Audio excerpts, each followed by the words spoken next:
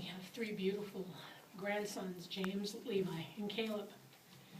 I so appreciated what the pastor said about Romans.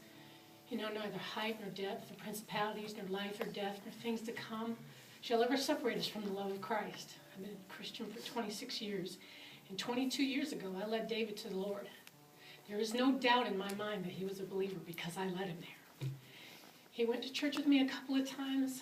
In the time that I remember most, they taught on James, I think it was 1:15, where it talked about every good gift comes from the Father of light, where there's no variable or shadow of turning. David was that good gift.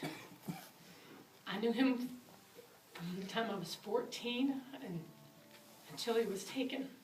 And there was no accident. The Bible says that it is appointed once for man to die and then the judgment. But he escaped the judgment because he was a believer. It's all done with. It's all covered by the blood. Because the Bible says in John 3:16, "For God so loved the world that he gave his only begotten Son, that whosoever believeth him shall not perish but have everlasting life." And David didn't have the 10-year plan, and he didn't have the 20-year plan, and he didn't have the 50-year plan. David has everlasting life. It took that one time for him to believe, to give his life to Christ. That's all it took. No matter what he did with his life after that, that's all it took.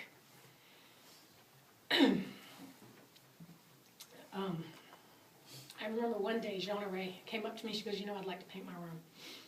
I said, "Duh." And she was an excellent, excellent painter. She painted small things, little animals, and I'd go and fire them, and she'd give them to people, to the elderly. Jeanna Ray was always reaching out to those who were helpless. And one of her very best friends was a girl that was born with spina bifida, excuse me. And she ministered to her, and she ministered to people all the time. And I remember her coming up saying that she wanted to paint her room. And so at that time, my husband had left, and I had 3 jobs and going to school. So I said, "Okay, I'll call your dad, and maybe he can come help you this weekend." By the time I'd come home, Jeanna Ray moved all the furniture into the middle of her bedroom and painted it a beautiful sea green. And by the time I came home, it was all moved back, all nice, and it was perfect. Jeanna Ray couldn't be here. She's in Las Vegas.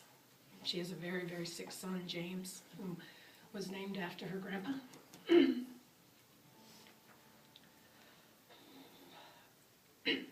So she sent me this. This is called A Man's Accomplishments. How do you speak about a man's life when you hardly knew him? I can count the memories I have of my father and I on one hand. And though they are few, they are good.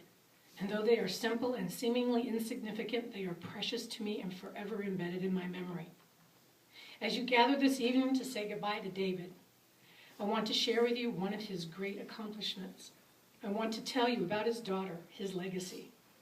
Some of you might not know that David had a child who grew up to become a wife and mother to 3 beautiful boys so far. You probably don't know that she was homeschooled and taught about life and God, and that all life comes from God. His daughter grew to know that life is worth saving, from the elderly who are helpless to the unborn who are extremely helpless, and anyone in between in need of protection. She strives to be a godly wife and mother and loves her husband, trusting him with the leadership of their home and family life. She plans to homeschool their own children, ensuring that they learn about God and grow in character and strength, always standing up for what is right and standing against what is wrong.